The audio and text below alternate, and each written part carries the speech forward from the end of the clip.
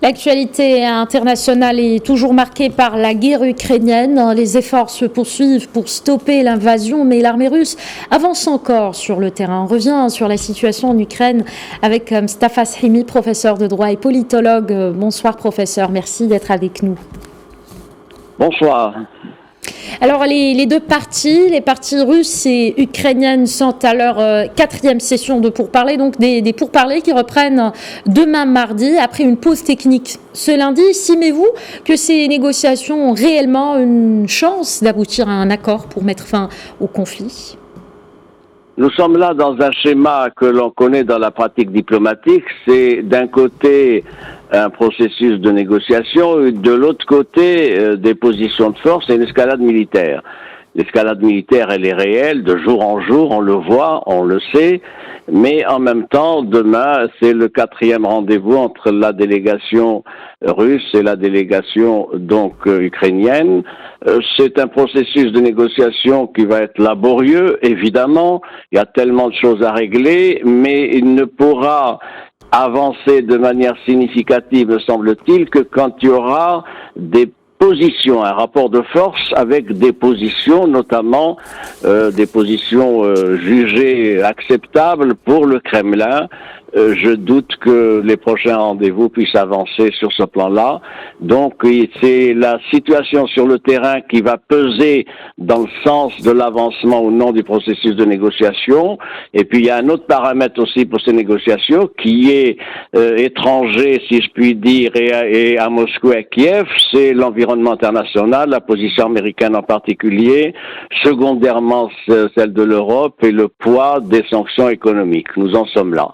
D'accord, alors on reviendra plus en détail sur le volet économique de cette crise ou des conséquences économiques. Vous avez évoqué d'abord le volet politique, puis ce chiffre avec lequel on enchaîne, qui interpelle la communauté internationale, l'ONU qui parle de près de 3 millions de réfugiés depuis le déclenchement donc, de cette guerre. Quelles sont les conséquences géostratégiques et économiques de ce conflit dans le détail ?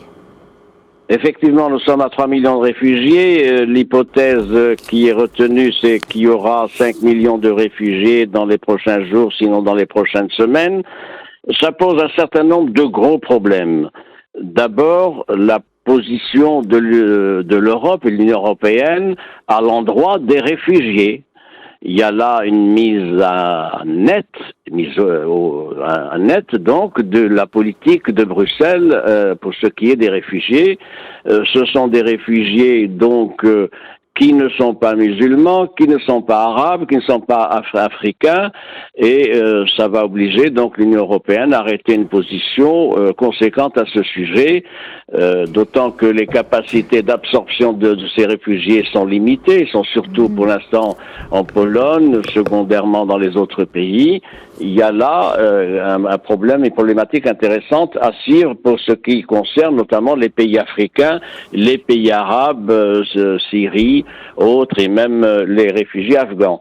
Deuxième élément qui est à relever, c'est peut-être le réveil stratégique, si je puis dire, de l'Europe qui avait des difficultés, qui maintenant donc se mobilise pour une politique de défense. On va voir ce que ça va donner, même si la réunion de Versailles n'a pas donné résultat escompté.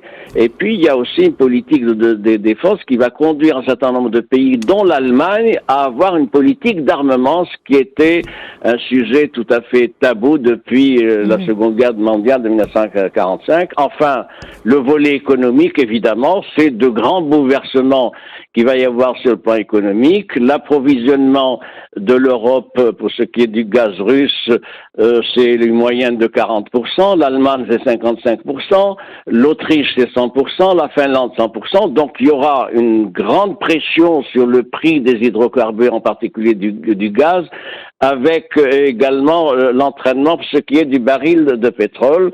Il y a là donc des éléments qu'il faut suivre, qui sont préoccupants. Puis il y a le problème évidemment céréalier, problème agricole, puisque et la Russie et l'Ukraine sont de gros exportateurs de blé et de céréales, et ça aura des conséquences non seulement sur les pays européens, mais c'est marginal, si je puis dire, mais surtout sur les pays arabes, africains et maghrébins. Voilà encore un dossier compliqué. En parlant des pays maghrébins, professeur, que pouvez-vous nous dire sur la position du Maroc par rapport à ce conflit? Une position qui, selon des experts, dénote d'une nouvelle approche, une approche donc adoptée par le Royaume du Maroc dans les relations internationales. Vous me permettrez d'avoir un avis différent par rapport à mes collègues. Ça n'est pas une nouvelle approche, c'est la réaffirmation de constante de notre diplomatie. Je voudrais vous rappeler qu'en 2014, devant l'Assemblée générale des Nations unies, quand a été posé le problème de l'annexion de la Crimée par la Russie, le Maroc n'a pas participé au vote. Deuxième élément à relever, le 26 mars, 2 jours après l'opération militaire russe en Ukraine, il y a eu un communiqué des Affaires étrangères qui a rappelé les principes constants de notre diplomatie.